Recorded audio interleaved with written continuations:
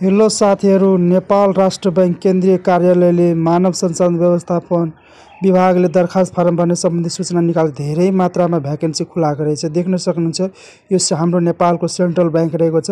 अब तपाईले यसमा फारम भर्नको लागि अब कसरी भर्ने त्यसको पुरा डिटेल भिडियो तपाई च्यानलमा भिजिट गर्नु होला, फेसबुकमा टिकटकमा।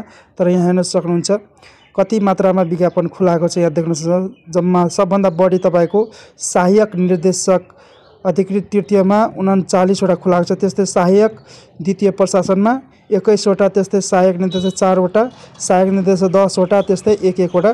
यसमा तपाईले अब यहाँ देख्न सक्नुहुन्छ अनलाइन फारम भर्नको लागि तपाईले च्यानलमा भिजिट गर्नु होला। र के कति चाहिँ यहाँ मैले हाइलाइट गरेर दिएको चाहिँ देख्न सक्नुहुन्छ। परीक्षा दस्तुर, पाठ्यक्रम, परीक्षा केन्द्र तथा सञ्चालन, यो धेरै मात्रामा विज्ञापन निकालेको रहेछ। तपाईले के कति पढेको हुनुपर्छ, आवश्यक न्यूनतम शैक्षिक योग्यता के कति चाहिन्छ देख्न सक्नुहुन्छ तपाईले।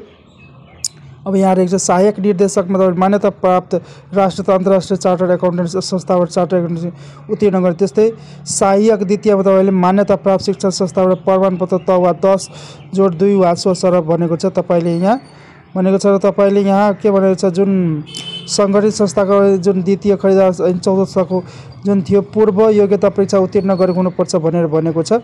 र समावेशी खण्डमा पनि रहेको छ आदिवासी जनजाति, मधेसी, दलित, अपाङ्ग, पिछडिएको तल भत्ता बैंकको नियमअनुसार हुनेछ। र तपाईले देख्न सक्नुहुन्छ 21 वर्ष र 35 वर्ष नआएको। र त्यस्तै तपाईले महिला खण्डमा 40 वर्षसम्म रहेको छ। र परीक्षा किसिम तपाईले पुरा डिटेलमा देख्न सक्नुहुन्छ। यहाँ रहेको छ तल तपाईले हेर्न सक्नुहुन्छ। अब पुरा डिटेल हेर्नुभयो भने तपाईले यहाँ यसको फुल डिटेल मेरो भिडियोमा चाहिँ हेर्नु होला। तपाईले कसरी अनलाइन फारम भर्नु त्यसको पुरा डिटेल रहेको छ फेसबुक टिकटकमा पनि।